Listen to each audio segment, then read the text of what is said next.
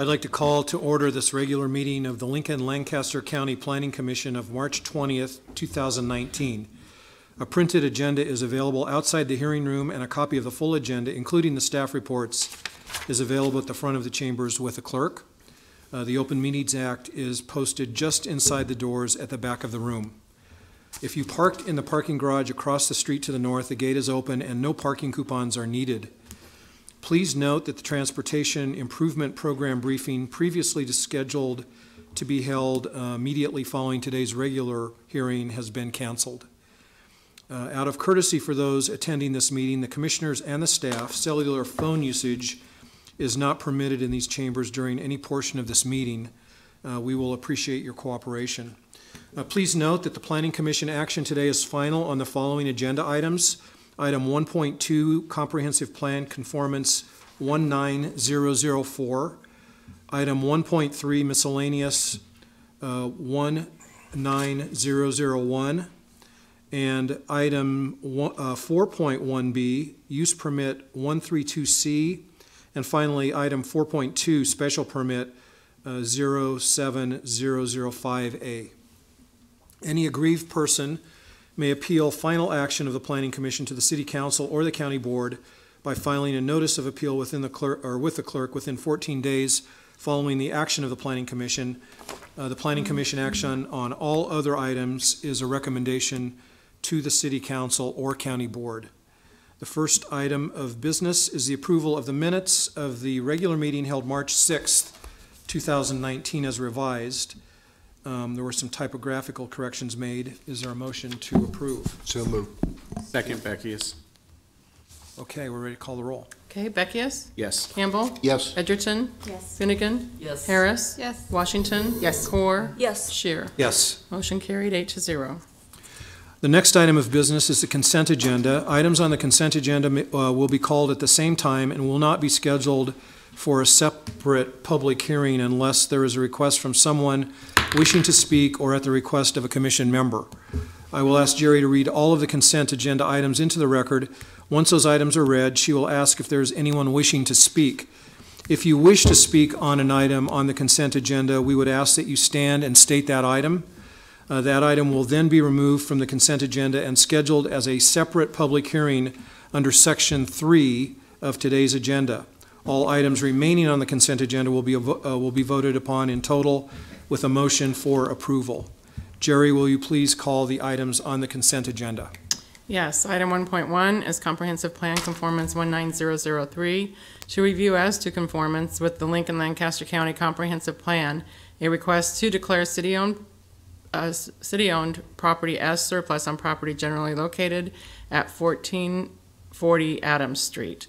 Item 1.2 is Comprehensive Plan Conformance 19004 to review as to conformance with the 2040 Lincoln Lancaster County Comprehensive Plan, a proposed conservation easement to offset proposed fill at a nearby property that is above the allowable fill requirements in City Code.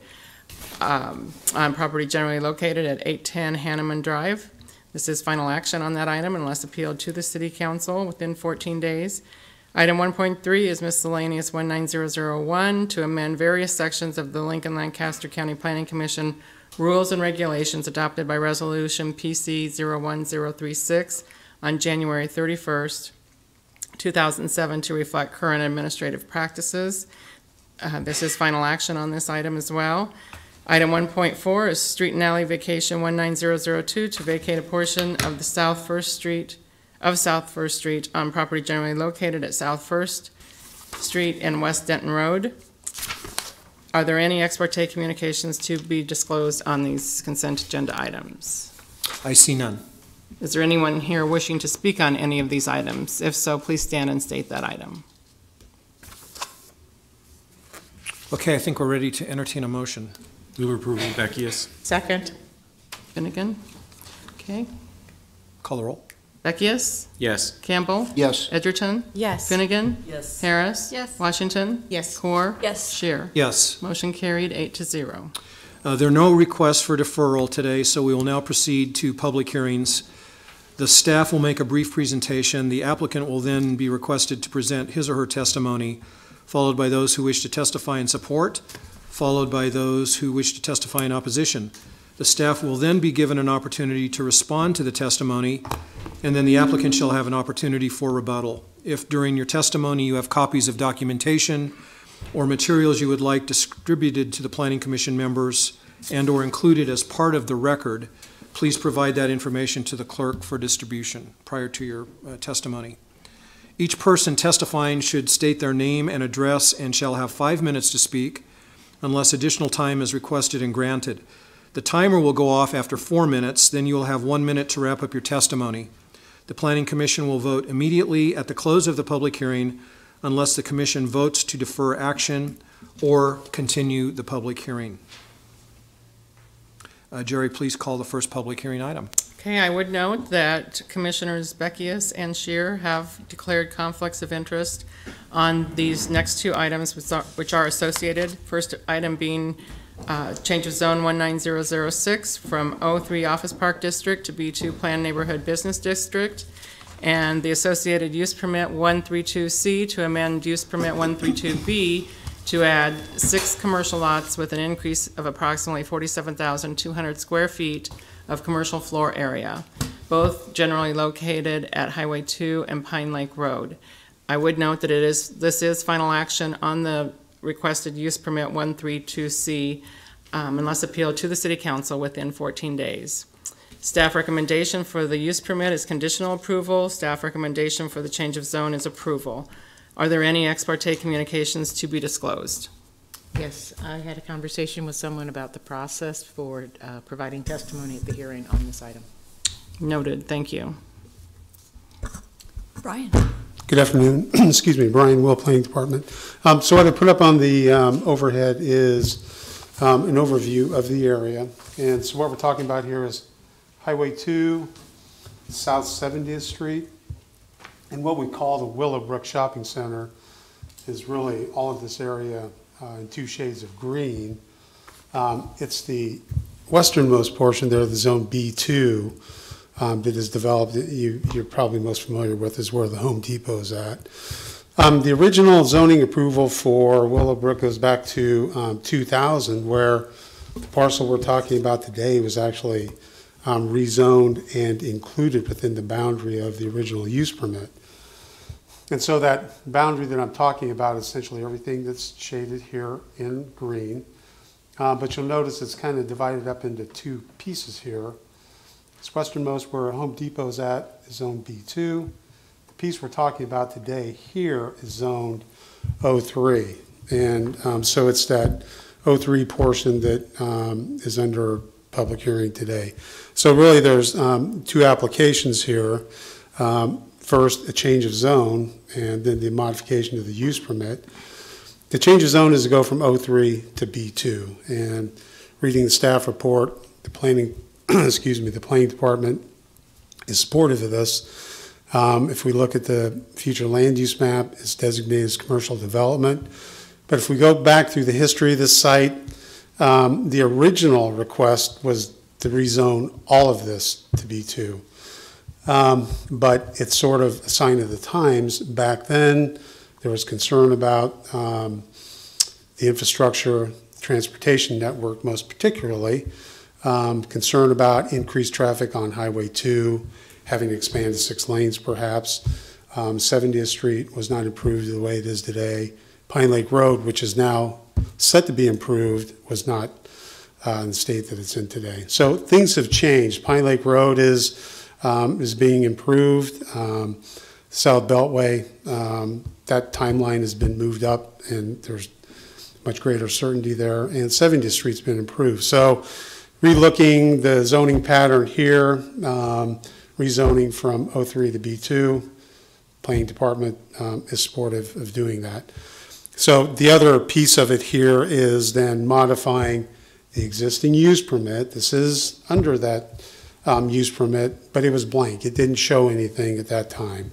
I don't think the developer at that time wanted to do anything with O3 and was content to wait. So what's being shown today is just, I describe as a typical B2 commercial center, suburban center type development. And again, we're recommending approval of that. What I would maybe preview on is, I think the only issue there is relative to transportation improvements in Pine Lake Road associated with it. And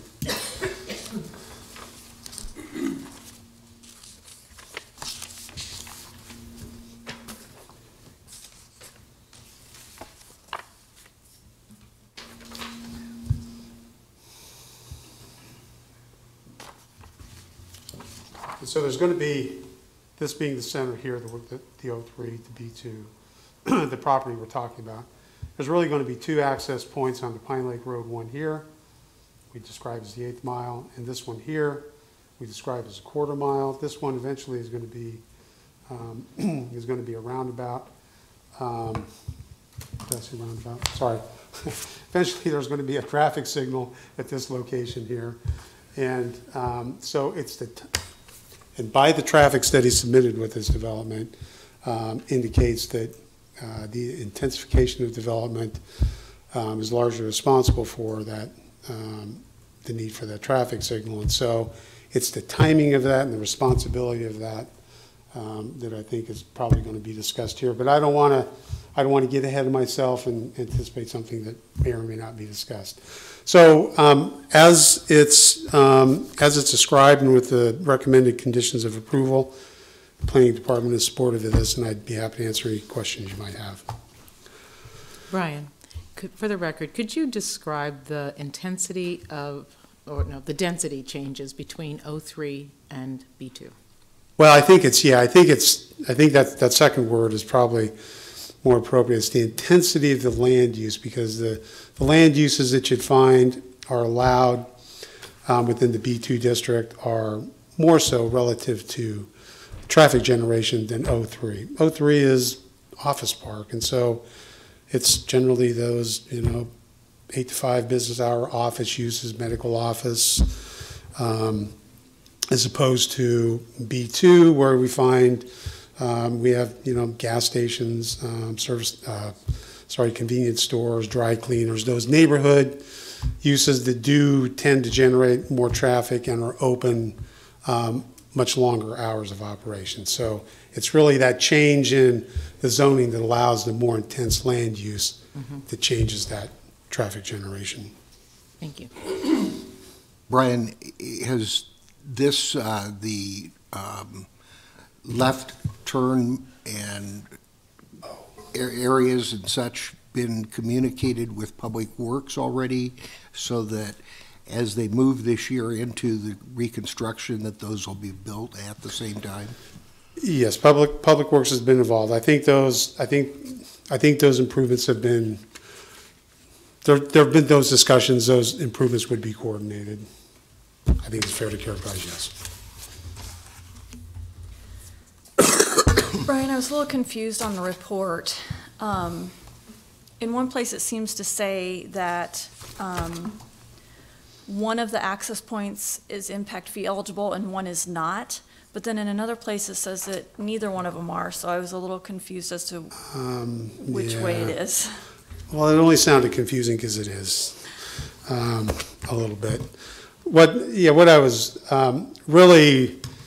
was trying to point out was there's two improvements I think we're talking about here: turn lanes and the traffic signal. And I think I was trying to indicate that the turn lanes would be. Okay. It's the traffic signal that's not. Okay. Now, traffic signals sometimes are, but because of the status of Pine Lake Road here as a minor arterial at a 1/4 mile median opening, it is not reimbursable. It's not an impact fee reimbursable facility. Okay. Thank you. Any other questions? Oh, Is yeah. there any idea or time frame in which the parties feel like a signal will be needed at that location? It would be a guess. It's just a prediction.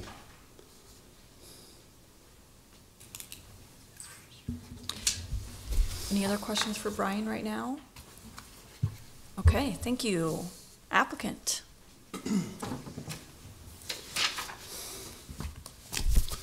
Sorry.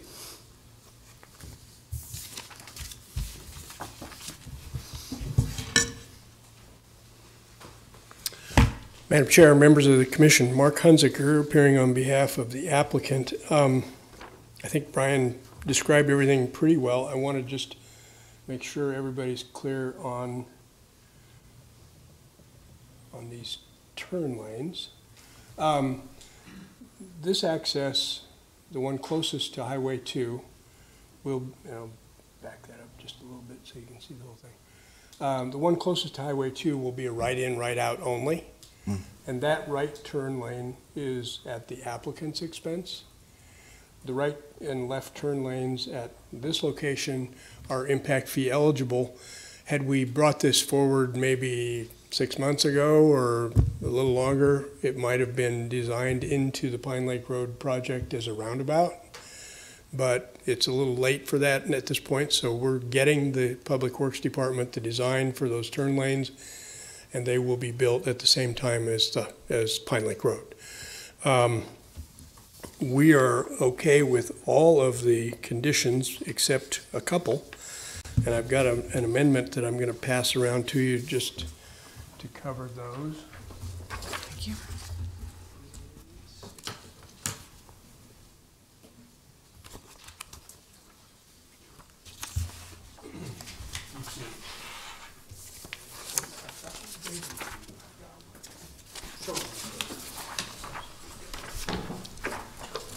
We've had a little bit of discussion about this with planning and public works, and what I've tried to do here is to address a couple of concerns. Condition 2.1.9 is one which says that the applicant is required to construct essentially a road from its internal roadway system over to the abutting property to the west. And I seem to have got myself out of the, okay, I'm sorry, I printed off the wrong report and don't have the original text of that. But here's what we suggest. This access point, or this point to the west is straight, an existing home. And if you remember Brian's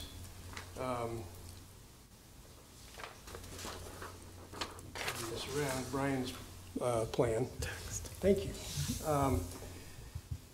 There's a house right here, and it's residential. It's got a floodplain that runs through here where Beal Slough comes through. And the house sits relatively low, but out of the floodplain, but considerably below our site. And the suggestion by staff in 2.1.9 is that we provide a public access easement to that site, to that home, and construct a driveway to that property to the satisfaction of the planning department, along with a conceptual layout for that site. We have no idea what might transpire on that site. We agree with the staff that it's pretty likely at some point that it will become a non-residential use. We don't know what, and we don't know how much, what kind of access they need, and we agree with the Public Works Department that they probably don't want another commercial access at that location if they can avoid it. And we're willing to give that property an easement for access. But here's the problem. Construction of that access is problematic because the grade from our site to that site drops dramatically. I mean, almost 10 feet from our property line to, or from where we're planning to put our roadway down to the property line. Now that grade was established actually by taking a lot of dirt down. This site was much higher than it is today before the grading was done on our site. And so it still drops considerably from east to west. And if we build a roadway of some sort over to that site, number one, we have to get way into this site to do grading that makes it for a smooth transition. And number two, if we build a concrete road from our ring road over to that property line, it's just going to dump water on them. I mean, it's going to be a problem.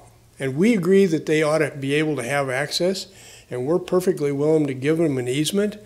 But until they're ready to develop that site, everybody's going to be better off if we don't have that. I think it's only about 1,500 square feet of concrete that will be required to make that connection. I mean, it's about 60 feet long by about 25 feet wide, and that's all the concrete we're talking about. We're not complaining about the cost of that, except that we're gonna just dump a lot of water onto that site if we build it. And Public Works, I believe, is okay with the concept of giving them an easement that is subject, that takes effect when that property develops and makes a connection. And that 1,500 square feet of concrete would be their cost at that point. But it makes a lot more sense today until such time as they decide to change from a residential use to a commercial use, to leave it the way it is.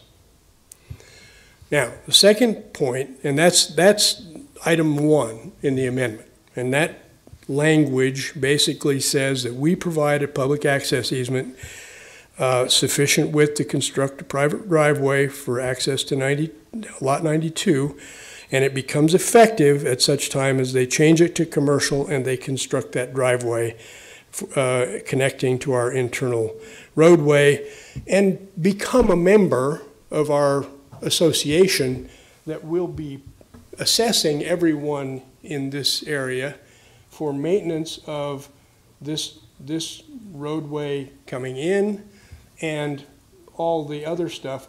The language has been changed here to reflect that they would simply be responsible for the connection piece and from there to Pine Lake Road, not for internal parking lots and all the other stuff that everybody else is going to pay for. Item 2, and I'm sorry I'm running over, if I can have just a minute to explain item number 2.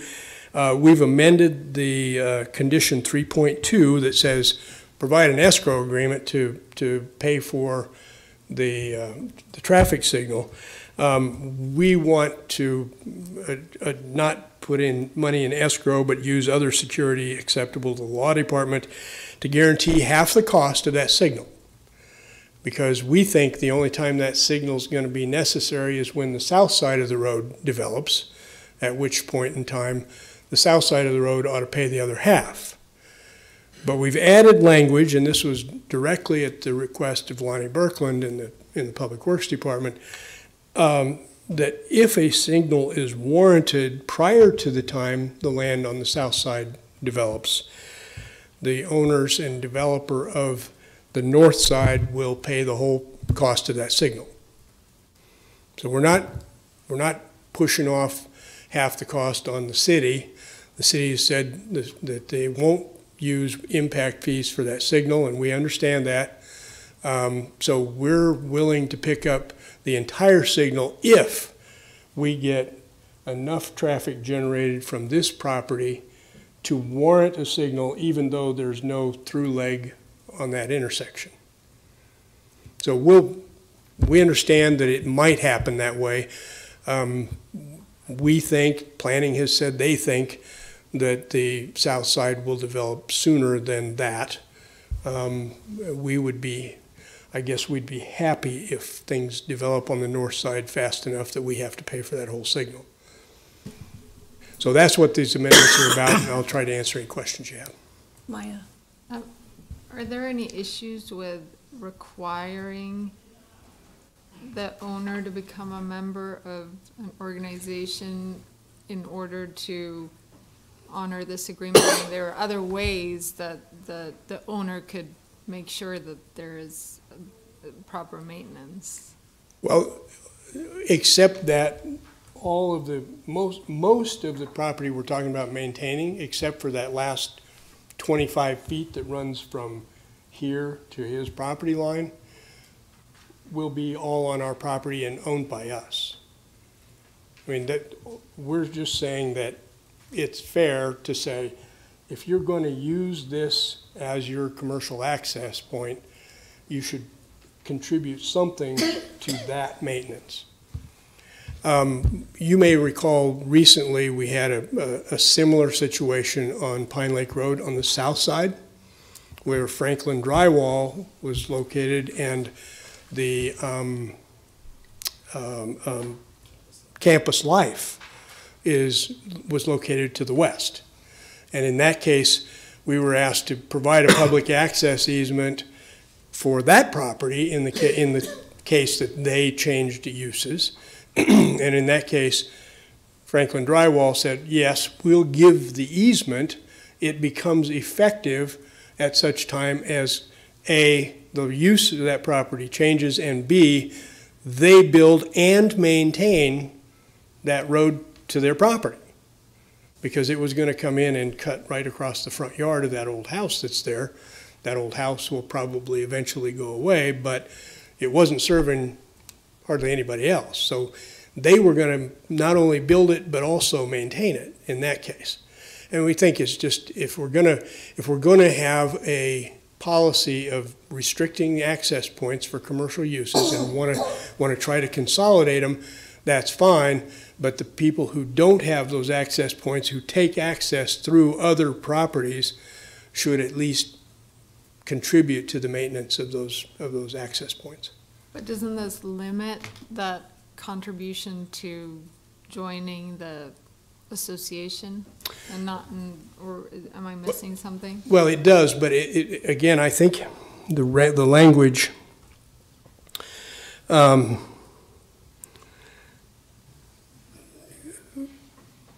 be created, which provides access for Lot 92 and from Pine Lake Road, to and from Pine Lake Road, and reserves for the potential signal.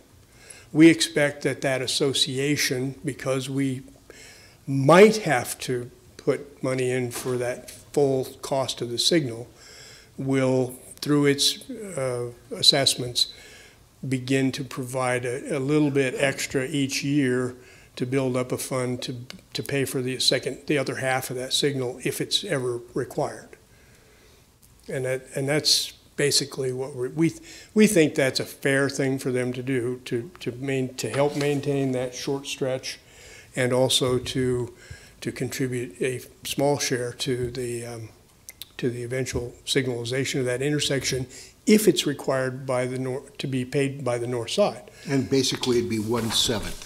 It would probably be less than that, because when you think about what all is assessed there, I mean, I'm talking just that. Oh, 1/7 of this strip. Right. Oh, yeah, exactly. 1/7 of maintaining maybe 200 feet of roadway and that 25-foot access to their property. Yeah, it would be that, about 1/7, right?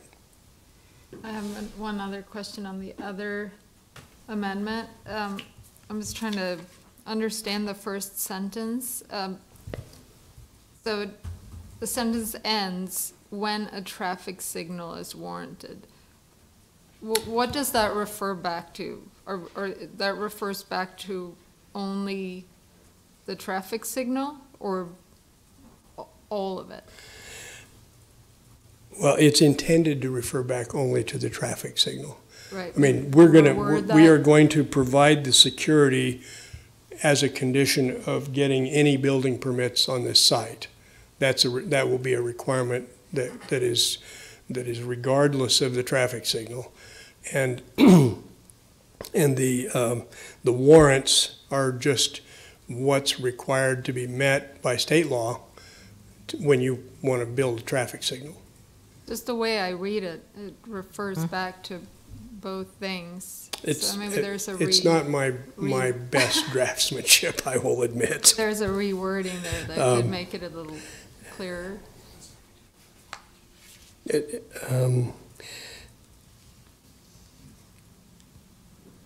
there are two improvements that have to happen when the traffic signal is warranted. One, the signal, and second is an outbound right turn lane here. Right. So that there will be a 3-lane cross-section at that, on the north side of the intersection, so that when you come out of that from the north, you have a dedicated right turn lane, a through lane, and a left turn lane. Actually 4-lane cross-section, because there's one inbound. The idea being to keep from backing traffic up for somebody who's waiting to go through when everybody else just wants to turn right. Mm-hmm. So there were two things there that needed to be done, and one is the traffic signal, the other is the outbound right turn lane, that are both being secured by an escrow or other security, and at such time as the traffic signal is warranted. Okay, right, Okay. thank you. I know we're getting into details, but I'd like to know, are you suggesting that you don't need the outbound right turn lane until you have a signal? That's correct. Until we have a signal, it'll effectively be a right turn only with there will be a left turn out and a right turn out. Because there won't be a through movement. There won't be a through. The right turn out will turn into the through movement. We'll build the right turn lane, and then we'll have those 3 lanes outbound. Okay. Have you received the approval for the deviation request to have these 2 intersections? We have not received it yet. However, we have done a traffic study, which clearly justifies it. I know Mark is here. You can ask him, but I'm pretty confident from talking to Lonnie Birkeland that we can count on getting that approval, just because we've done the work to show that it works. Any other questions for the applicant right now? Is anyone else on your team going to speak? Okay. All right, testimony in support. Anyone here to testify in support of this application? No. Okay, well, testimony in opposition? Come on up. Thank you. Hi. Sharon Cressy, Kresse. I live at 8000 Dugan Circle, Dougan. Thank you. Could I request more than 5 minutes? I could have brought a number of people up here, each doing 5 minutes. I've consolidated it down. I think it may take me 10. I'll read as quickly as I can. Also wrote it so I could get through it as efficiently as possible. Sure. Thank you. I'm the board president for the Pine Lake Association. We do not oppose growth and development. We oppose this requested change of zoning. The L Plan 2040 states about this particular area. The vision section lays out the desire for attractive corridors into the city. It states that this corridor in particular requires good land use decisions to come before architectural design issues. It also states that the sub-area plans refine the choices for the specific needs of the sub-area. So we looked to see what the sub-area plan says about the stretch of Highway 2 from Andermatt to 56th Street. The impact on the transportation network is neither the sole nor the most important reason for proposing residential uses along Highway 2. Additional commercial development will also impact existing residential character of this area, the character of the entryway to the Lincoln, and potentially the existing residences. Currently, the route along Highway 2 in this sub-area with the native landscape and residential character is one of the most beautiful entrances into Lincoln. I also talk about providing effective land use transitions, provide appropriate transitions from commercial to residential land uses. Within commercial areas, office and lower intensity commercial uses. It also discourages spot zoning. Given that as a background, I'd like to talk about incrementalism. Incrementalism is seductive because it's easy. It makes each decision give justification smoothly to the next. I'd argue that the spot zoning to achieve Home Depot began this process of incrementalism. Hello to you again, Mr. Huntsucker. You'll be happy to know I do not intend to refight the battle of Home Depot. But historical perspective is important, and I have to put today's decision into context with that history. It must be mentioned as the justification for the incrementalism that has followed, and I believe it's what brings us here today. In the beginning, as mentioned, on the land bounded by Pine Lake 70th and Highway 2, there was a home. This Home Depot decision was a classic case of spot zoning. The definition says it's the application of zoning to a specific parcel within a larger zoned area where the rezoning is usually at odds with the city's master plan and current zoning restrictions. The defining characteristic is the narrowness and unjustified nature of the benefit to the particular property owner to the detriment of the general land use plan. Coming in from the sub-area document timeline, the proposal here was turned down twice. Then in March of 1998, it says in the document, the City Council amended the comprehensive plan to designate one additional smaller commercial center along Highway 2 at 70th Street as requested by Livingston Investments, fitting the definition well. Home Depot's done, however. There are certain specific things about that site, though. Number one, there was a lot of money, which is a good thing. I'm not saying that's bad. The good thing about it was they were able to hire the Corps of Engineers to look at it. As said earlier, in Pine Lake goes through wetlands under Highway 2 onto this property. So if you will, we are the headwaters of the Beale Slough. That drainage plan was on that piece of property. The other thing about this piece of property where Home Depot is the topography of the land. The land sat down. And so even though it didn't take away from the fact that that was a very jarring piece of property compared to the other properties all around it, at least it had that going for it. As was mentioned here, even with the grading that has been done. When you look at the overview of the area, you can't see the grading, you can't see the slope. When you look down on it, it looks like one thing. When you're on the road, however, this development area sits up. Any retail, gas stations, they will be prominent on the landscape as you're on Highway 2. I'd like to talk about the Broadmoor apartment complex. It's mentioned in this request for zoning change. The developer said the project was not viable, Broadmoor, when they met with those of us in the neighborhoods. They said the project was not viable unless they could get a minimum number of units jammed into that spot. This outcome should not be the goal of planning or the City Council. L Plan 2040 says retention of low-density residential character. The character of this area today is predominantly low-density residential. The commercial plan encourages preserving and respecting the character of the existing neighborhoods. The impact on the existing area should be a priority in all land use decisions in this area.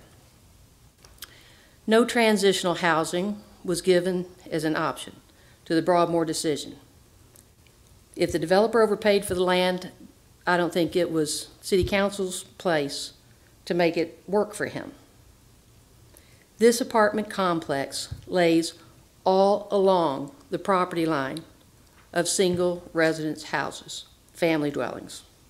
This conflicts with both L Plan 2040 and the sub-area plan requiring transitions.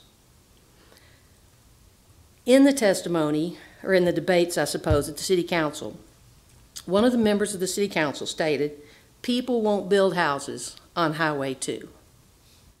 That was his justification for voting for the apartment complex. 3 houses were literally wrapped in Tyvek when he made that statement. If you turn them around, their address would be Highway 2. And that was only a few years ago. Now to this development. There's a classic incremental argument here. The argument is Home Depot's there and apartment complexes across the street, we should be B2. Already within this document, we find the argument for future incrementalism, which has just been mentioned again. In their document, they say, it is anticipated that the property adjacent to the west will also request B2 zoning. This is the home that was there in the beginning. So it's going to be requested in the future, so go ahead and give it to us today. Also in the argument was, this property sits on a highway. It's not any highway. It is the designated corridor for the most beautiful entryway into the city.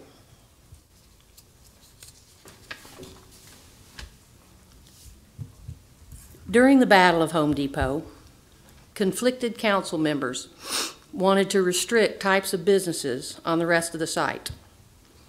It's pitiful to me, having been there in person, to reread today how they turned themselves into knots to make this development happen, even as they said it was not consistent with the surroundings.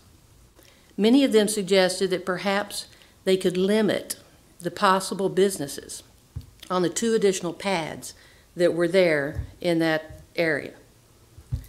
The city attorney at the time got up and said they could not. Once you designate B2, you have given the permission for whatever is included in that designation. Kent Seacrest was there. He was one of the attorneys for the Andermatt. Andermatt's that massive construction at 84th and Highway 2.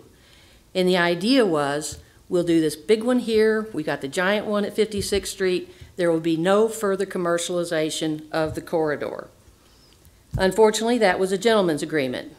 Kent Seacrest was there not to oppose or to be in favor of the Home Depot decision. He just testified that there was a sub-area plan coming and that perhaps they should defer their decision till then. They voted not to defer, and they voted to agree to the spot zone. I'm not an attorney, so I'm sure somebody's going to pop up right away and say this is not definition of spot zoning, but forgive me. The request before you states it explicitly. Associated with this request is a change of zone from O3 to B2. There are no use limitations included, as the land use tables notes proposed as commercial. And then again, I don't know, I'm not a developer, I'm not an attorney, I'm not any of these things. But I wonder why there was a footnote scratched through.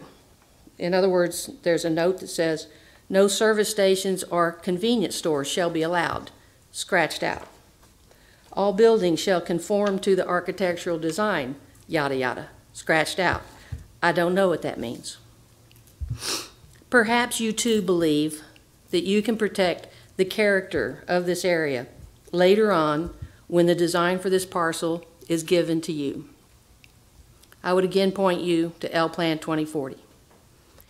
In the past, Lincoln went to significant expense and effort to present the greenway, bike trail, and open space character of the Highway 2 corridor from generally 27th Street to 48th Street.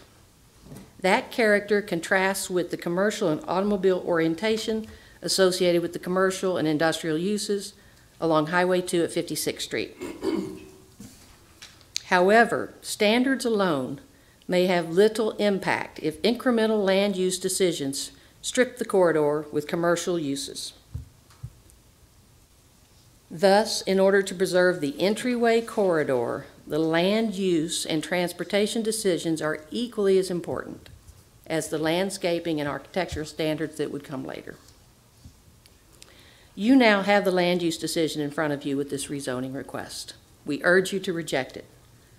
Let the land use decision, this first decision, come before thoughts of architectural design down the road. The history of this site has been one of incrementalism. This has historically been the most beautiful entry corridor into the city. Incrementally, it has become less so, and with this approval, it will continue to be less so. And finally, We can't seem to get any civic body to keep faith with the neighborhoods or the plans set forth in the visions of the comprehensive plan or the sub-area plans themselves for this specific area. We hope the members of this body are of a different ilk. Thank you very much. Can I ask you a question? Yes. Did you say you represent the association? Yes, we voted at our meeting that I would come here and make this presentation. Okay, thank you. Can you tell me what association that is? Pine Lake Association. And is that a homeowners association? It is. Okay, About 125 homes. okay. Basically around Pine Lake. That's correct. We were an SID and were annexed into the city after the Andermatt development because it enveloped the neighborhood.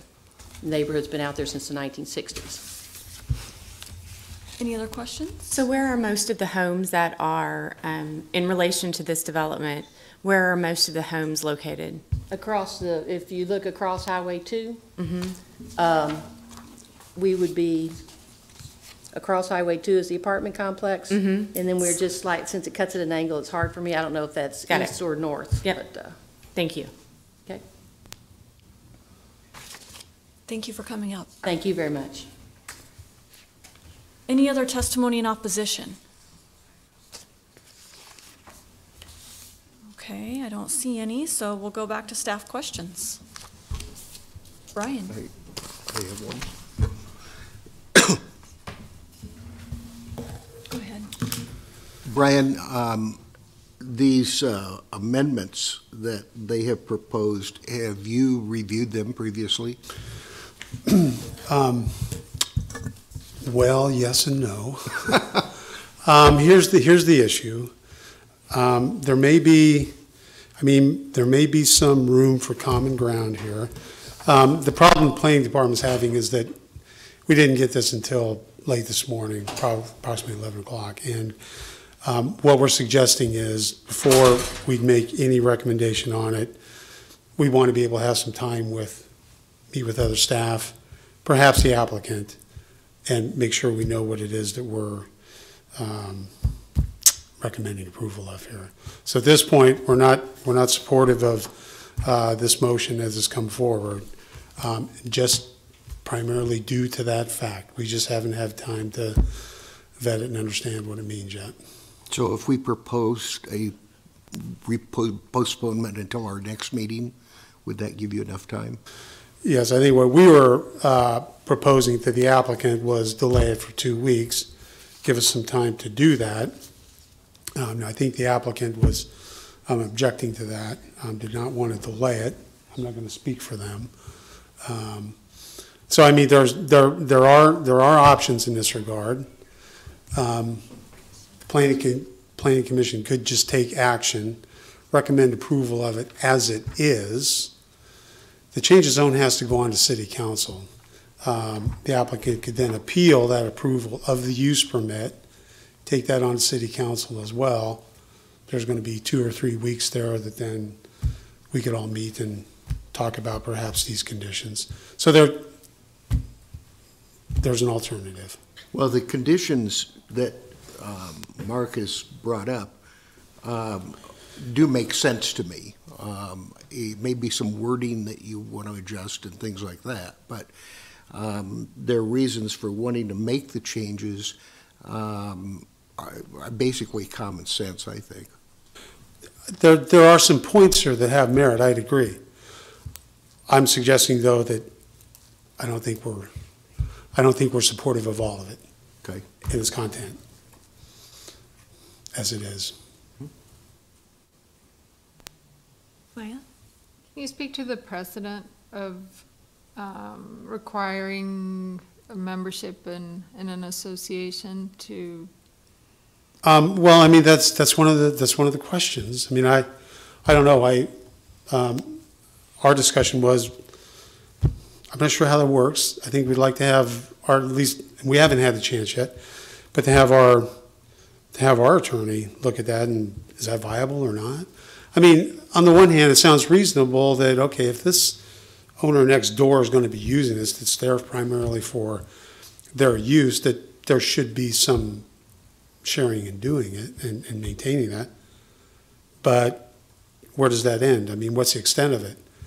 Just that driveway or the remainder of the center? And I'm not sure that this clearly spells it out. So, like I said, I mean, in principle, it sounds reasonable, but I'm just suggesting that as it's written, nobody's comfortable saying, yep, we can get behind that and recommend that as it's written. Not doing that. And, sorry, go ahead. So what I would add, okay, relative to talking about this driveway to this connection, look, we get that, the location to set it today may not be the best thing, may not be completely feasible. And no, we don't want to build a concrete trough to run water onto the neighbor's roof. We don't want to do things like that. But I'm suggesting that maybe there's some middle ground there as well. We could, add some variability as to where that access easement is located, as well as when it actually gets built. We're talking about potentially escrowing other improvements like a traffic signal, that maybe that is worth considering there as well. I mean, what we're suggesting here, what we're describing earlier is an issue of equity is what we're trying to describe. When we do a residential development and that developer is building those local streets, those residential streets, those connections internal, which this driveway network internal to this is the corollary to, they have to build them to the edge of their property. Otherwise, when you develop at the edge of it, if they haven't been brought to the edge, you have to do it as the next developer. And I think we commonly understood, well, that's just not right. That's just not fair. So all we're saying here is that that's the case here. This driveway, that when this next owner is forced to come back and take access to this signal, did it be ready for him to do that? Now, he's got to make improvements on his property, but that the adjacent property is ready to allow him to do that. Now, he may have to help maintain that on the other property a bit. That's fine. But it's basically an issue of equity. And then just, can you help me understand the difference in timeline between the 3.2 that you have provided and the 3.2 that the applicant has provided? When does the money go into escrow in the two different scenarios? Because of when a traffic signal. Well, I think we're talking about the same time. I think we're talking about through this process, maybe prior to building permit or prior to final plat, it's got to be escrowed while we still have a mechanism to make it happen. So in both of, the money goes into escrow at the same time in both of these? I think. I'm just confused by when a traffic signal is warranted, if that somehow means that the escrow for the traffic signal. I think what we're saying then is when you actually have to build it. Okay. You're going to give us the money at the same time. It's when it's actually going to get built, right, is what we're talking about. That's the variability, okay? So is that even necessary then, that sentence, when a traffic signal is warranted? What does it do to the? I think, well, here again, Isn't that I'm not all behind this language. Isn't that implied in your condition too? Well, the difference is we're saying the applicant has to guarantee the full cost of the signal. Okay. This is asking to only guarantee half the cost. Okay. And so the question is, well, who's going to pay the other half? Well, LTU has said it's not going to be the city. We don't do that. So the city is not going to pay that other half. And so all planning is saying, look, we know where half's coming from. We don't know where the other half's coming from. Before we kick the can down the road, let's pump the brakes here. Let's figure out who's paying, who's responsible for that other half is the primary issue. And that's not known at this time? Nope. Okay. Nope. I think what's being suggested now with this most recent amendment is that at such time as development then occurs to the south, it links it to development on the south side. Okay. Thank you. I don't have an opinion, like I said, we haven't fully discussed this. I don't have an opinion on that yet. Sandra? I hadn't intended to jump in on this conversation, but I would also offer that because this amendment, this language is new and no one's had a chance to look at it deeply, I don't know that we can make the assumption that other security acceptable to the law department is the same as escrow and occurs at the same time. Now I'd like to go to the points I'd like to question. Has the current adjacent owner been a part of these conversations? That the house, lot 92, adjacent to the west? Mm-hmm. Because I asked the question because we're talking about building a driveway or not building a driveway or providing for a driveway to be built at some point in the future on their property. And I just like to know are they part of this conversation? Have they said they want a driveway? Not that I know of. Okay. But but that's the easy answer. Let me just follow up a little bit, though. Mm-hmm. There's part of it, does he want it and where does he want it? The other part of it is, what we're saying as a city is, we want to make sure that it's there. Because when it does develop, we want his driveway onto Pine Lake Road to go away, and it can only go away if he has another way back out. I understand Okay. that part of it. Okay. It's just sort of the immediacy of build a driveway when the owner is not part of the conversation Yep. or the negotiations of this. The second question I have has to do with, you said it would be confusing, and it is.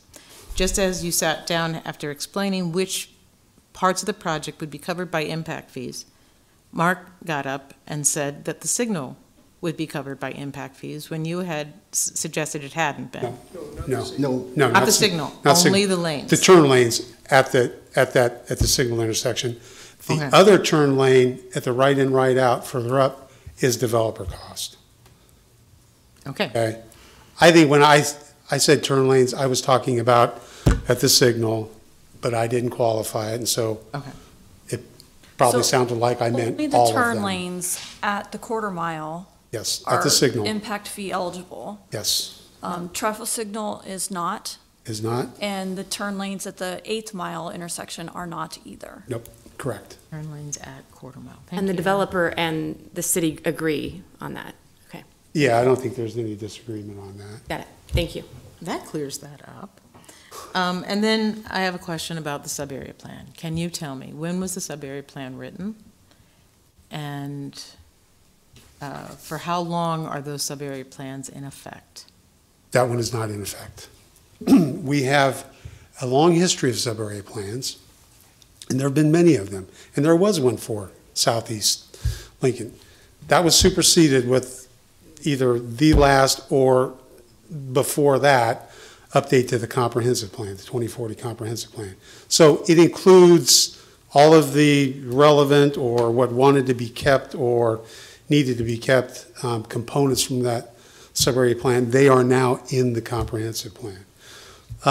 What I would add in that regard, I mean, maybe two things. So you look at the future land use map now, it clearly designates this as commercial development. We do not consider this spot zoning. All right, I mean, this property is already commercially zoned, it is 03. The other is that Highway 2 is an entryway corridor, and I think 2 iterations ago, it was not regulatory, but there was advisory language in the comprehensive plan that talked about maintaining a 400-foot wide, either side of center line, greenway, open space corridor along Highway 2. If you drive along Highway 2, and somebody commented how it is a nice, attractive entryway corridor, you'll see that reflected in the commercial developments. They are set back further than your typical development from an arterial street or a highway, because that enhanced open space greenway has been preserved. That is carried forward in this development, which was part of the original use permit here for Willowbrook. And so it's being carried forward as part of this amendment here as well. And so that has been maintained. I'd note that that only applied to the commercial developments along Highway 2.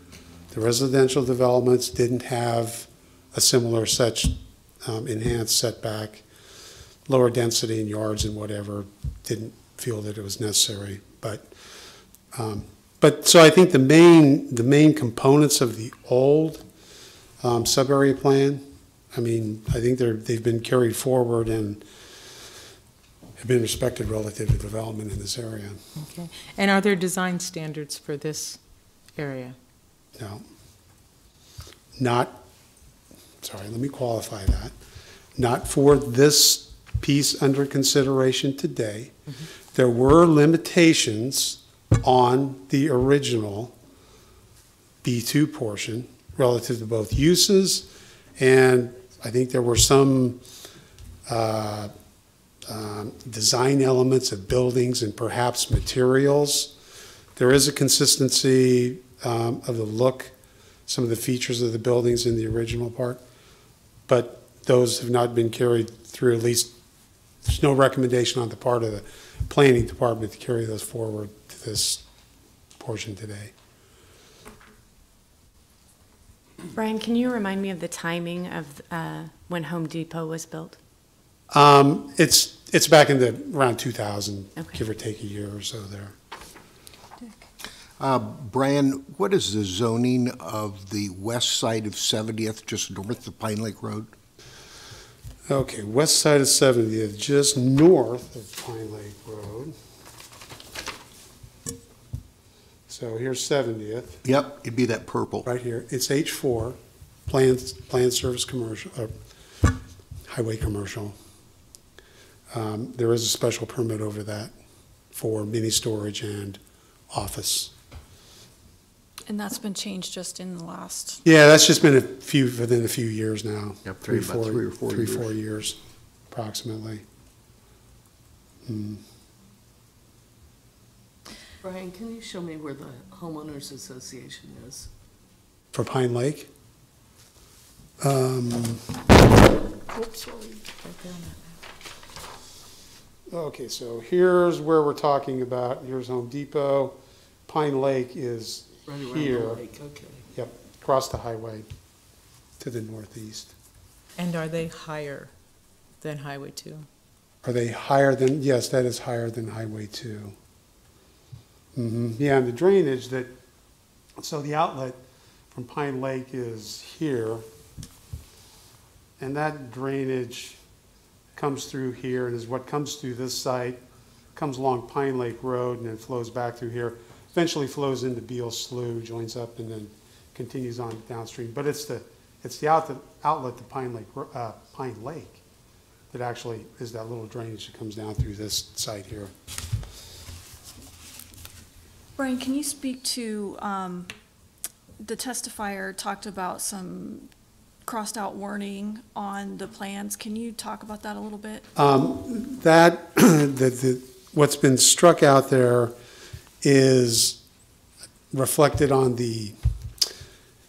we're amending the use permit 132. This is the use permit 132C, so we're a few iterations into it. It's a prior iteration that some of those notes by amendment have been deleted or been struck. So there's a couple ways to do it. You can just delete it entirely or strike it out, and I think the decision was made, well, strike it out to show that it was there at one time, but it no longer applies. So that plan has been modified a few times since originally approved back in 2000. That's what that strikeout is about. Thank you. Any other questions, Can I Maya? ask a legal question? Sure.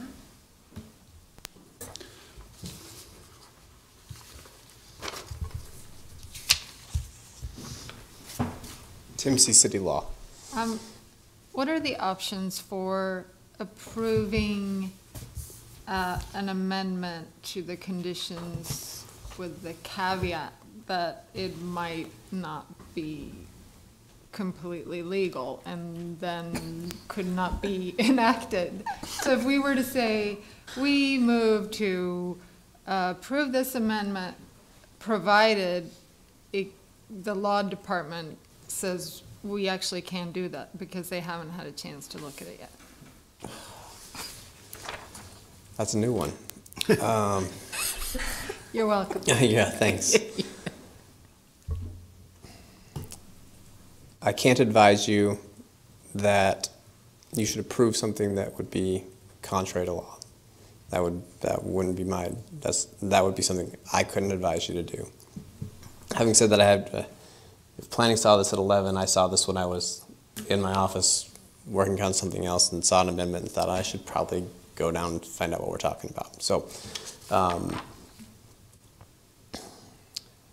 I think let me just spell out what I think your options are as a planning commission at this point, and then without getting into whether the conditions are problematic or not.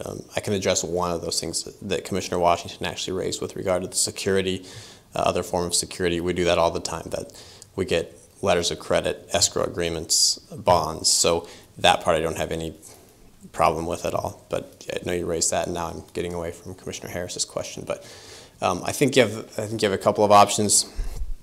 I think you can approve the use permit as it's been presented without the motion to amend.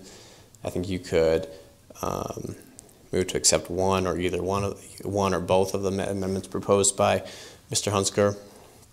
I think you can. I haven't had much time to think about the requiring a neighboring property owner to join into a commercial association. That one's the part that I just haven't had a chance to think much about. I think Brian is correct that you could approve the resolution as it stands, as it was presented, without the motion to amend. I would imagine that the developer would appeal that decision to the City Council, and you wouldn't cause a 2-week delay unnecessarily. That's probably not what the developer would like to get that motion to amend approved today. I can see the reason for requiring the neighbor to pay for the temporary drives and things like that. That makes sense. It's just the vehicle, I guess I would say, that I'm just not familiar with and would want to look at a little more closely. That being said, Mr. Hunsker is a qualified attorney. I don't have any reason to believe he would propose something to you that's not legal. It doesn't mean it's the best policy or something that you have to adopt. So I've danced around long enough now. I think you can, I guess it's a short way of answering. Legally, I think you can approve the motion to amend. But I think you can also move it forward, approving the use permit as it stands today, and allow those issues to be worked out prior to City Council. And that, I think, probably achieves, to some extent, everybody's goals here. And Mr. Hunsker will get to his rebuttal time to point out the errors in my thinking. David Carey with the Planning Department. I'll take this opportunity. I agree with everything that Tim just said. I think that from the Planning Department's perspective, I think having to explain it the way that, or answer that question the way that he did, is indicative of the need for a little more time to talk through some of these options before a final decision is made on this, an agreement. So I would go back to exactly what Tim just said. I think there are some options here for you, and I think we'll hear from what the applicant would desire to do, but you do have those options where you can, I would suggest that you approve it as it has been brought forward without those amendments, and then that appeal process can happen. That way there isn't that 2-week delay on our side of it for the Planning Commission. The process can move forward to the City Council.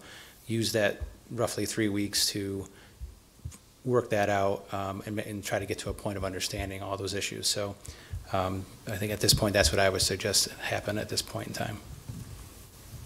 Thank you. Any other questions for staff? I have one more question. When would the adjacent landowner be brought into this conversation? They're impacted potentially by this. So when do you talk to them and tell them that they may or may not have to join a homeowner, an association, or build a driveway or pay for part of it? I'm concerned that decisions affecting them don't include them in any kind of notice? Well, no, they were notified of this zoning action, this public hearing, and I didn't hear from them. There was no inquiry. So, but I mean, we don't reach out and contact people and, get their concurrence or anything like that. But we do the public notice, and they were notified. Technically, nothing would change on their they wouldn't have to stop using their current driveway until the time that Nothing this is changes, developed right, nothing changes commercial. for them. This is just a The only future. problem is Go ahead. that we have this potential concrete dumping water from a development onto their property now that wasn't there before. And they may raise the grade of that, Mhm. of that property. Yeah.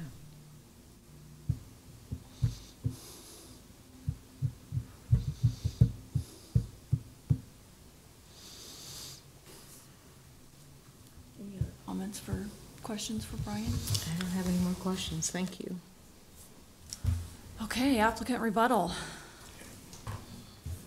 I'm not sure quite where to start.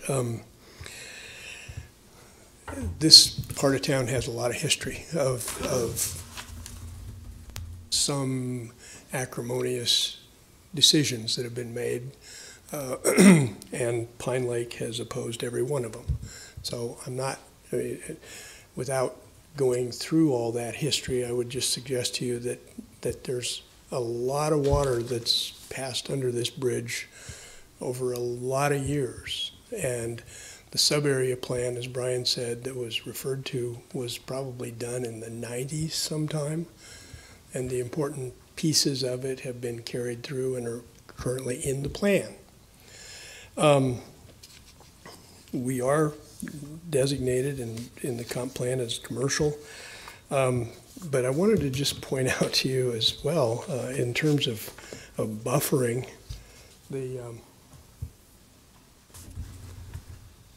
the area around Pine Lake has been developing for a long time, and Pine Lake is part of the city. But in addition to the Home Depot and the apartments and the large commercial center on both sides of Highway 2 on the east side of 84th Street, there is also an area that is just in this triangle between Pine Lake and Highway 2, an area that's all zoned office except a portion of it that's right up along the old Pine Lake Road, which is has some townhouses and some residential zoning. But there's an office here, and there's office buildings built along both sides of this road. I mean, there is plenty of buffer there. And again, as it relates to design standards and so forth, you have new landscape standards that were just recently adopted that will apply to our project. Back to the amendments. There are a couple ways, as Tim said, you can do this a couple ways. You can tell us no, and we can appeal. You can also adopt these, and the planning department can appeal. I mean, if you want to express to the council what you think about the concept here of what we've presented to you in terms of providing access and so forth, and providing security for traffic signal and paying for the outbound third lane and so forth, you can adopt these changes and the planning department can appeal, and we can still talk about this between now and the city council meeting. But it seems to me that to clarify the way this language reads in paragraph 2, if you put a comma after the word traffic signal in the second line, I think it kind of changes how it reads, and it leaves that all cost of construction of an outbound right turn lane at the median opening when a traffic signal is warranted, separate from the security for half the cost of the traffic signal. And I think that does clarify it some. And I don't think there's any question, and I guarantee you there would be no question when it comes time to when we have to post our security, whether it's a escrow or a letter of credit or a bond of some sort, the city is going to make it cover not only the full cost of a traffic signal, but also the cost of that outbound right turn lane, regardless of what this says, because everybody, including them, knows what this is intended to cover. As to the property owner next door, Tim Gergen, our engineer, has had conversations with them directly about this. And the main thing I want to just point out to you is we don't know at what point along this roadway they want to have their access. And I venture to say they don't know at this point because they haven't talked to anybody about developing their property. They're, for the moment, content to live there. But when it develops, somebody will engineer that site and they will decide exactly where along here is the best access point for them. And that's when that access road really needs to get built, because there's a lot of grading that has to take place on their side of the property line in order to make that connection. I'll leave that to Tim. Yeah, so in the staff report, it's referred to as Lot 92. I refer to it as Bill and Renee's property. I've known them for over 25 years. Great people. They're not developers. They've lived there for a long time. They've got a great investment in that house. They like to see development around them that encourages investment in their property. They're going to wait out their years and live there until as long as they can, and then have that as a selling point of the property. They just said, Tim, don't devalue my property. And with our site layout, Mark, if you can put that back on one more time. We don't know how their property is going to develop. And if they're going to wait another 15, 20 years to develop, development could be a lot different from what we're doing today, nowadays. So with our site development, I gave them the most flexible point to get an access point. By all means, I'm not going to have my long-term friends not be without an access point, but I don't want to put it in a location or build in a location that hampers them in the future for their development as well, or cause any damage to their property or infringe on their property rights by grading out into their property to get this additional road built. So we want to have this amendment approved to show that we will, in spirit, give them the access, but not to tie their hands to that access location at this time and not build it at this point. Just one other thing about I don't remember who mentioned, I mean, Brian may have mentioned it, the concept of equity when the residential developers have to provide that stub street to the next property. Sure they do. But what they also do is build a buildable lot on either side of it. And so that stub that a residential developer is required to build is usually about 125 to 150 feet long. We're talking here about a 25-foot piece of concrete that maybe costs, I mean, it's 1,500 square feet of concrete. It's not like you're having to build a 150-foot street with utilities and everything in it. This isn't going to have utilities in it because there's nothing on our property that could serve their property at all. We're 10 feet above it. So it's really a small number in terms of the cost of that, and it would be costly and wasteful to actually grade in an access point that we don't even know if it's at a place where it's going to be usable. Go ahead, Dave. Mark, would you also escrow the money for that stub?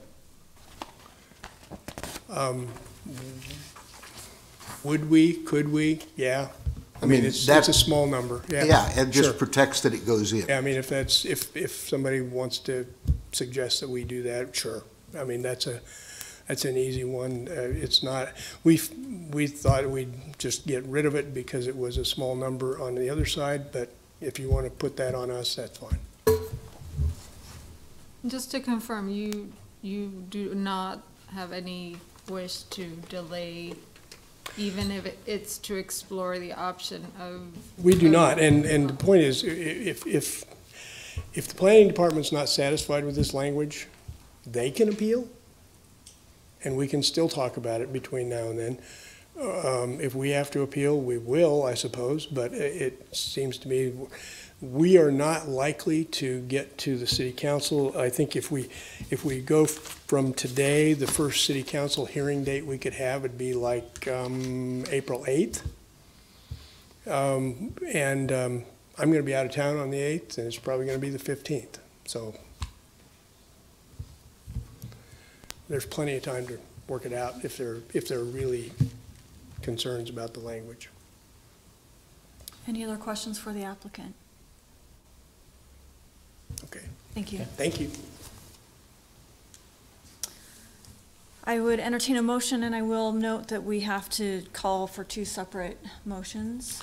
I would entertain a motion to approve 4.1A for the change of zone.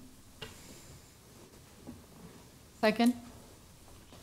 I could speak to that. Sure, go ahead. On both of these, I think that fills in a good plan that was developed in that whole area. I think that it's up to the applicant to work with the planning department rather than the planning department having to work with the applicant, vice versa. And I do agree that stub should not be built at this time. It has more problems than benefits, and so I would rather see when we get to the 4.2 that we have them escrow the funds for that stub also. Or did you have anything else? No, go ahead.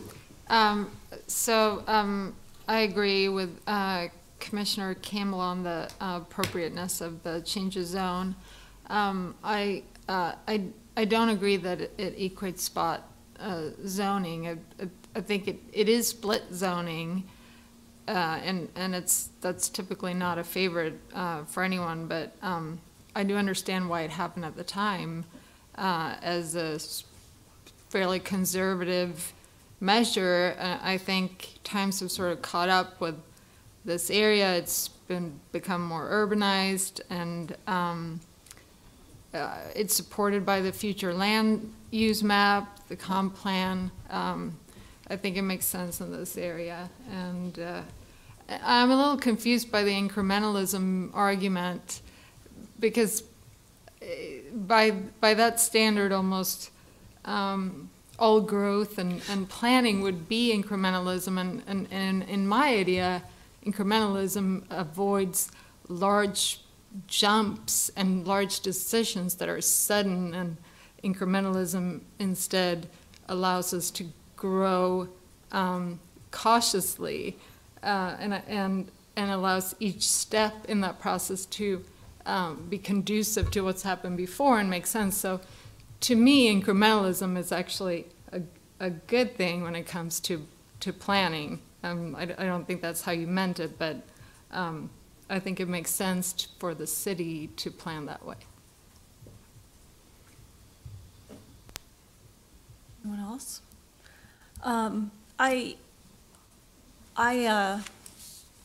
Lots of things going on here. I support the change of zone, although I think that this is going to be a big change along Pine Lake Road. I think what we're seeing here are a little bit of growing pains.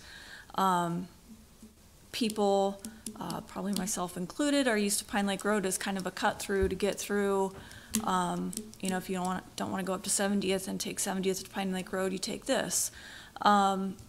This traffic generation is going to drastically change that road in this spot. I'm going to jump ahead a little bit and talk about the use permit portion, because I assumed that we were talking about both parts, but maybe I shouldn't have made that assumption. I prefer approving it as written by the staff. Our planning department is well-known for working with applicants and being willing to make changes. However, I feel at times, and this is definitely one of those times, that they're getting taken advantage of. And I'm probably gonna get in trouble for this later, but I don't appreciate the 11th hour amendments on all the applications. And I think that that is consistent with certain applicants. So I will not support an amendment that alters the use permit from how the staff permit has been written. So, but I will support the change of zone. Any other comments before I call for the vote? Jerry? Okay, this is for the approval of change of zone 19006. Campbell? Yes. Edgerton? Yes. Finnegan? Yes. Harris? Yes. Washington? Yes. Core? Yes. Motion carried, 6-0. I would then make a motion that we approve the 4. I'm trying to get to it. 4.1B? Yes, 4.1B. I'll stop there, but I do have an amendment I want to make. Then I think you need to do that now. Do the amendment first. In the staff Hold on. Mr. Campbell, if I can just jump in there. The appropriate way to handle it is to do the motion to approve, have that motion seconded. At that point, you make your motions to amend. Right. Thanks. I'll second your motion. Okay. And I would then move that we amend in the staff report section, no, I can't find it, 19. Yes, there it is. That we amend 2.19 to add that the owner of this project would escrow money from the street to the property line as part of the agreement. Second, Finnegan. Discussion? I don't have an issue really with either of these conditions, except for the fact that I'm not 100% sure if it, and I'm talking about the amendments proposed by the applicant, except for the fact that I don't know if they're feasible. So I would have been perfectly happy to delay, and I would have, if they were in fact possible, I would have been happy to incorporate them. But since the applicant has stated their desire to not do that, I'm just going to support the amended motion as it stands. My thoughts again are that the applicant should have the responsibility of sitting down with planning, but by not delaying them for 2 more weeks, if planning commission, I'd rather that process be moving ahead. I don't know that I'm comfortable moving it ahead. I would be more comfortable with the delay. I feel like when we get to an amendment at the last hour and no one's had a chance to review it, that it really pushes the staff to respond. It pushes the staff into a corner. And I would rather either delay. No, I guess, no, it's not even a rather. I would rather delay this by 2 weeks so the staff would have a chance. The idea that they might have to, we might pass it and they have to appeal it, I do not want to make the planning department appeal a decision of the planning commission. It'd be just the opposite. It would be the applicant that will have to appeal, the way my motion states. Your motion would take would approve the staff's recommendations. Yeah, without these. Without change. Correct. Without change. Thank you. The only thing he's adding is that they have to set aside money for the stub. For the stub, so they would escrow the stub as well Right. as, okay, yes. I agree with Commissioner Camnell that it should be this applicant's responsibility to pay for that stub. And so I appreciate that amendment. And I also agree with Commissioner Harris, Washington, that I would be happy to delay this for 2 weeks, but since the applicant has said that they don't support that, then that kind of puts us in a quandary. So then that means we have to approve it as written by the staff department, in my mind.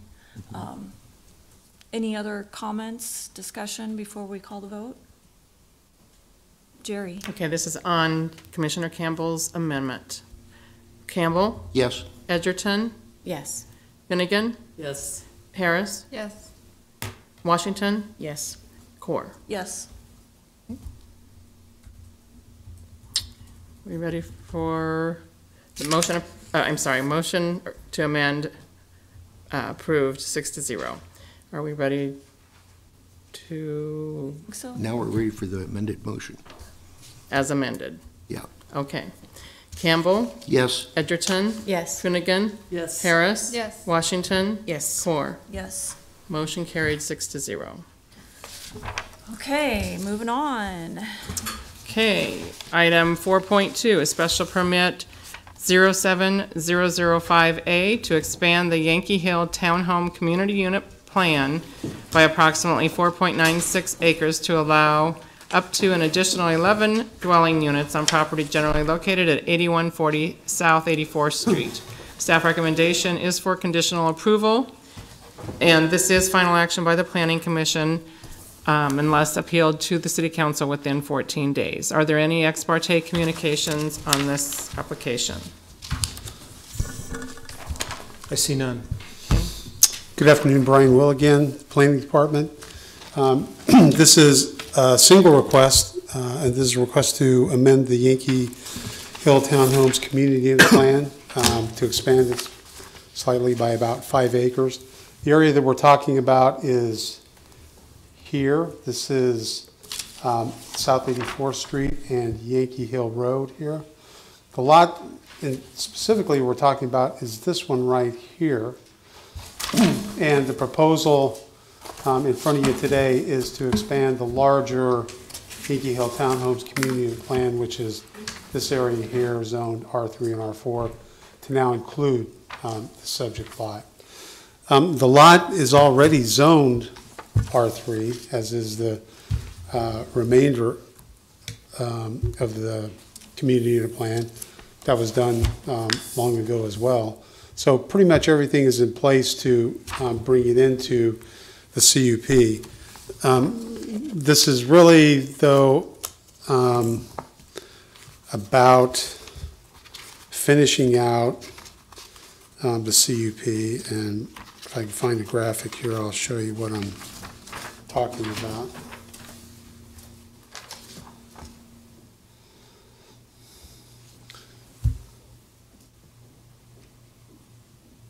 So this is the lot we're talking about here, lot 110. And what it's really about is this southeastern corner of the lot here, to be able to subdivide the lot and pull this corner off so they can finish out about six townhouse lots here within the existing CUP. Well, can't do that without a final plat. And so when they originally approached the planning department, the planning department said, "Yeah, that sounds reasonable. It sounds like a good thing to do." The issue here, though, is this existing dwelling, which is located approximately right here, and it has an existing driveway out onto South 84th. And so what Access Management would say is at the time of development or final plat, that driveway needs to go away. Well, really the intent of, I think, the owner is to both fill out these lots here and then sell off the remainder as just one single lot with that house on it, sell off somebody. Well, the access management policy would say that driveway needs to go away, and you need to take a drive access back through the development here. Well, so it created sort of a conflict. Without a deviation request approved by Public Works, the driveway would need to be eliminated. That has been approved, and so they do have a deviation request with caveat, however. Essentially says that it would allow the development or the lot to be divided as shown here, trim off this eastern portion. This single dwelling could continue to use that driveway until such time as then that remainder further subdivides again. And so from the beginning, when the original development was working its way through the process, we'd anticipated that these two lots, Lot 110 and Lot 111 to the north, would eventually come in and be made part of the larger development, or at least we wanted the plan for that eventuality, should those owners want to do that. And so street connections were brought, as we were talking about in the last application. Street stub connections were brought to these properties, one here to Lot 110, and then another one to the east over here for Lot 111. I'd note that as one of the conditions, it talks about this street connection was supposed to be made previously, and so we're still holding to that. That street connection still needs to be made, needs to be made as part of the applications in front of us, guaranteed with the CUP amendment and the final plat that's currently under review. But otherwise, the applicant has worked with staff up to this point and has done what I think has been asked, and so we're recommending approval of it as presented. So I'd be happy to answer any questions you might have. Brian, are the rest of those townhomes that are shown built, or are they empty lots? Over in here, you mean? Yeah, or even further south, south. Well, some of north. it's somewhat. I don't think these east side of this street have been built. These certainly haven't yet. They're not platted. I don't think these have here either. And what about the ones closer to 84th? Over here? Yeah. Yes, I think all of these have been built. And if you could point out to me on the letter we received, I don't know if he's a neighbor or what, that he didn't want them going through on the streets since they weren't maintained as part of the city, and that kind of threw me. Mm-hmm. Well, they are part of the city, aren't they? They're part of the city. They have private roadways, however. Oh, so okay. Meaning those roadways are maintained by the association, right, by the property owners. They're not maintained by the city. So he wanted them to only come off of 84th. Where would that be? Well, this is, let me zoom out here a little bit. So the access point on 84th is right here. And it goes straight into that. And what was the other streets he was referring to then? He was also referring to, well, he says that the HOA has failed to maintain the streets and required street lighting on Dunroven Road, 85th Street, and DeWitt Road. Which ones are those within the development? I think I'm... They're right. They're right here. It's this, adjacent to this, fourth. and this. Show me again. It's this, and this. Okay. Yeah. Sorry. Thank you.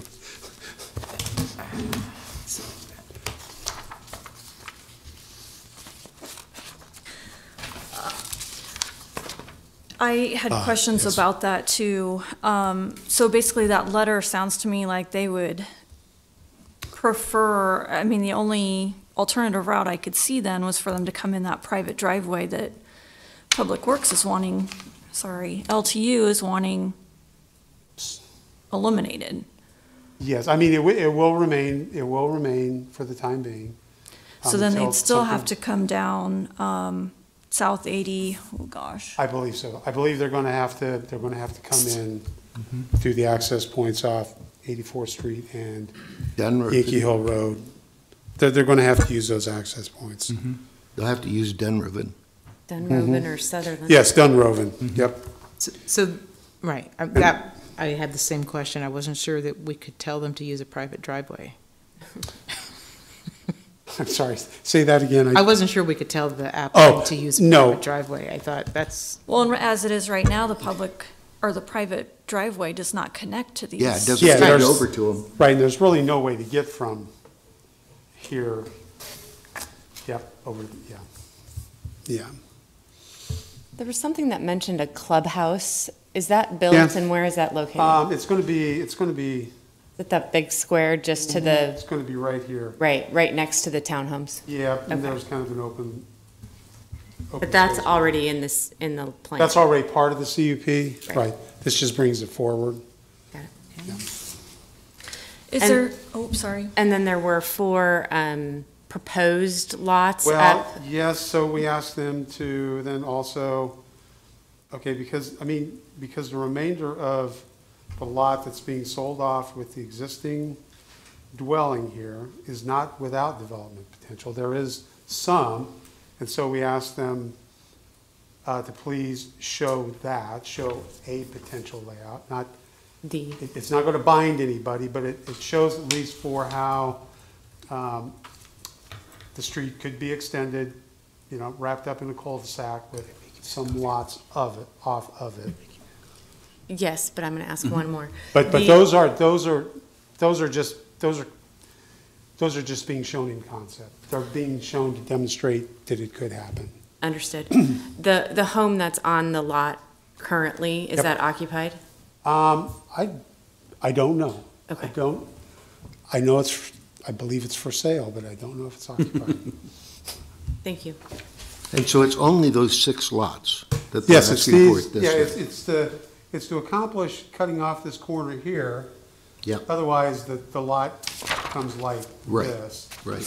This allows this corner to fill out the remaining 6 lots there so they can be subdivided and built on. Tom? Brian, the deviation from the access management program allowing the driveway to continue onto 84th Street, should that property owner from the newly divided lot choose to develop out, let's say, those 4 townhome lots that are preliminarily shown there, Yep. would the access I guess I'm under the understanding that there would not be another review at that point in time in terms of the driveway onto 84th Street? Right. What happens, the way we're trying to craft this is that at that point in time, when you bring in your final plat or you amend the CUP to maybe refine the layout, that's when that driveway goes away. Okay. So at that point in time, should that occur, then there would be another, so the deviations just for a period of time. It's just It until. could be perpetual, but Yep. should redevelopment occur on that lot, then we look at that access again. That's the trigger. Okay, thank you, That's Brian. the trigger.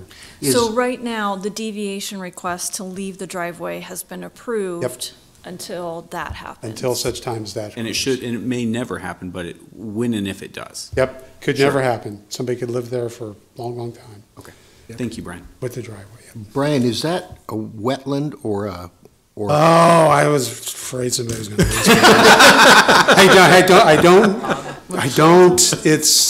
It's not a minimum flood corridor. It's not floodplain. It's not wetland, but there is a drainage through there, and it is a sensitive area.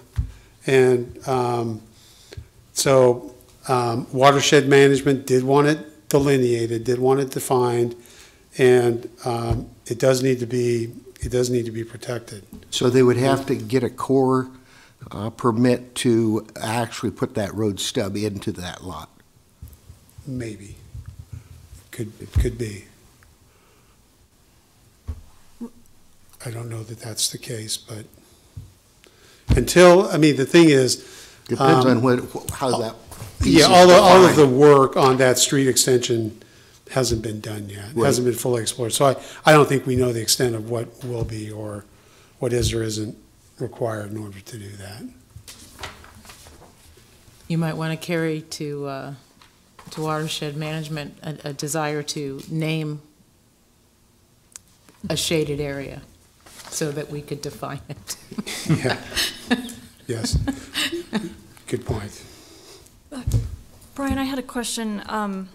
In the report, it says that the escrow for that, area there, that stub with the bridge, hasn't been received. How does that affect our approval of this special permit? Well, I think we've written in such a way that it's a requirement of this approval.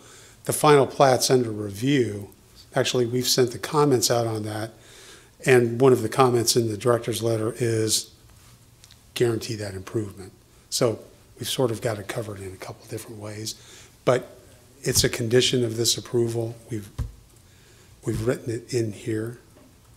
So they cannot build these 6 new townhomes until they provide the escrow for this? They have to plat this property in order to subdivide it. And so it's a condition of approval of that final plat. How does, I'm going to kind of step back a little bit further. How does it happen that they did not provide the escrow in the first place? Or like, how have they kind of flew under the radar to this point? Private roadways, their construction is certified by their PE, their engineer. The engineer at that time provided verification that all the improvements were installed consistent with the final plat. Well, pretty much that was the case. The road was just a little bit short though. So what we're saying is, all right, there's an oversight, whatever that was. Look, we know that improvement was not made when it should have been. So we're going to make sure that this doesn't go any further without forcing that issue. Basically, in this case, they just kind of stopped a little too short. Yeah. Yeah, Dunroven's not completely paved yet either, if you look at the picture. It doesn't show up on the aerial. If you go out there, though, yeah, I think that the aerial is a little bit dated. So the Broken Ridge Drive is paved now also? That one. So yeah. the only thing that's not paved is the stub? Yeah. Okay. It stops just a little bit short. And the person writing in also said that they hadn't done the required lighting?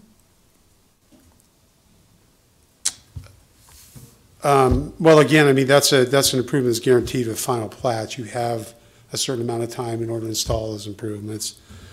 I don't know if that time has lapsed or not. The development is, I mean, this last phase that's been built is relatively new. The units haven't been built there.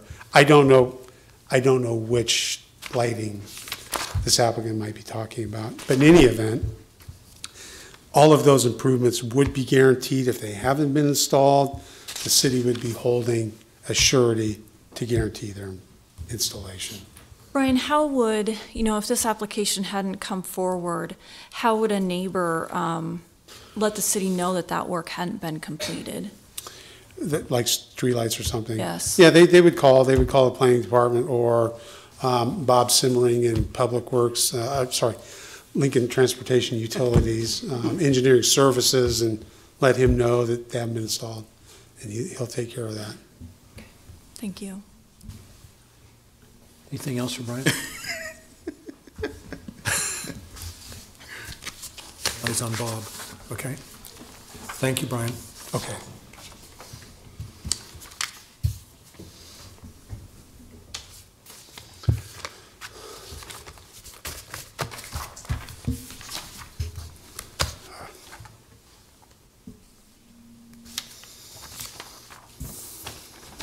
Brian's got a lot of stuff. I'll take this mic. Mike Eckert with Civil Design Group here today on behalf of the applicant. I appreciate Brian's summary. I just have a couple photos that we'll put up to elaborate a little bit more on what transpired here. So Blake Collinsworth is the developer of the Yankee Hill Townhome project, and it's kind of had a long history, and some questions I may not be able to answer because it originated with RDG Engineering. The latest phases were done by Olson's Engineering, and now we are assisting Blake in this platting process. But Blake did discover that in that picture, that if he were able to acquire a triangle piece in red, that would allow him to bring on 6 lots on a street that's already been built and paid for. And so we began this process with planning and public works and tried to figure out a way. And at the same time, the house here had just recently been completely restored. There were several outbuildings that are still in very good shape. And Blake anticipated that he could sell off the remaining 4.75 acres for somebody who wanted an in-town acreage and would probably be there for several years, and that appears to be the case. He has a buyer for it at this point. And so I appreciate Public Works working with us on the deviation request to say, Don't you mean LTU? LTU, it'll take me 20 years, because that's how long I've said it the other way, that, you know, could we just take off this back quarter acre for now and let that one single residence continue to take access onto 84th Street? And so they agreed with the provision that Brian talked about, that we have a note on the prelim plat, and it will be very clear to everybody involved, including the buyer. I've worked with his realtor to make sure they understand that should they ever choose to further subdivide that in any way, shape, or form, that they will lose access. And so the note specifically talks about that, relinquishing access on the future subdivision of that component. And so I think this is going to work out good for everybody. Want to answer a couple questions about the hatched area there, Commissioner Campbell, is there wasn't enough area draining into this property and through there. The mapped floodplain starts just on the other side of 84th Street, on the west side. But in the process of doing this, we have effectively mapped the floodplain, if you will, and it is just labeled as the 100-year event. The limits of a 100-year storm event is what we call it. It's not floodplain, it's not floodway, which therefore, when it comes to the crossing that we would have to do here of this road, the modeling of that culvert will basically need to adhere to the standards of the amount of water we're able to back up, allowed to back up onto our property and or the adjacent property, have to meet the public works or the watershed management standards. And but because it's not floodway, we don't believe there should be any Corps of Engineers issues, and construction can limit access. Now, there hasn't been an official delineation of wetlands done. That would have to be done. So, we're in agreement with staff, and that, and I guess to caveat it, this final plat to break that lot off will go through these where these townhomes will be, can only be platted into an outlot right now, so it's non-buildable. So we're going to process that, but before the developer can have buildable lots there, that surety has to be posted, and he has to build it to the property line. And so we're in agreement with all that. For the gentleman that, I'm going to zoom out, sent in the question, I believe he lives in this house right here, the north end of that duplex. I talked with Blake, and he wasn't aware of the gentleman, but this was generally phase 1 right here, and then this was phase 2. But Blake did tell me that in phase 2, he created a separate homeowners association for phase 2. Otherwise, if he would have combined the whole areas, he would have had more voting rights than the existing homeowners, and he wanted them to have control of their HOA. He would have had control. So he intentionally did that, so they've kind of are in control. And the way I read the letter was, it sounds like there's some issues he needs to take forward to his homeowners association in terms of street maintenance or lighting that needs to be done. And Brian was right. Those sureties are placed.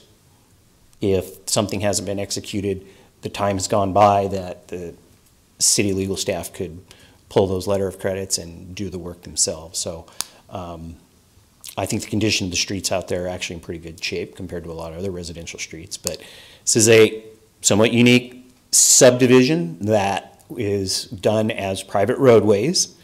And so they are, be it good or bad, I think most people in those areas feel it's good. They have control. They can plow their streets when they want to plow them. If there's a maintenance issue, they take care of it and assess it back to all the members. So, and I think what has happened with the second phase too is there is this additional access point that's completed with Yankee Hill Road, so it's now been open 2 years. And so any large-scale construction traffic coming in here at this time is basically home builders building out the townhomes of that next phase. Yes, there'll be some equipment that needs to come in to complete that road, but I would say it's nothing out of the ordinary for any other new developing residential subdivision that you have a lot of construction traffic going up and down your street during the build out of the subdivision. So again, I think we've achieved the goal here of being able to eventually bring 6 lots online, $1 million in valuation for the city, $30,000 in impact fees, and the new purchaser and any subsequent purchasers of that 4.75 acre lot are clearly aware that if they decide to become land developers and do those 4 proposed lots, they will have to extend 86th Street and give up their access on 84th. So I'd be happy to answer any questions. So all of these streets are private streets? Yes. Okay. So this developer and some other developers have had several pods of these in town that they have done as private streets. And so that is now less of the norm. Mm-hmm. I think if we came in today, the planning department would strongly encourage us to do public streets. They're built to the same standards. It's just a matter of ownership and maintenance. And in this case, the ownership and maintenance falls onto that group of homeowners.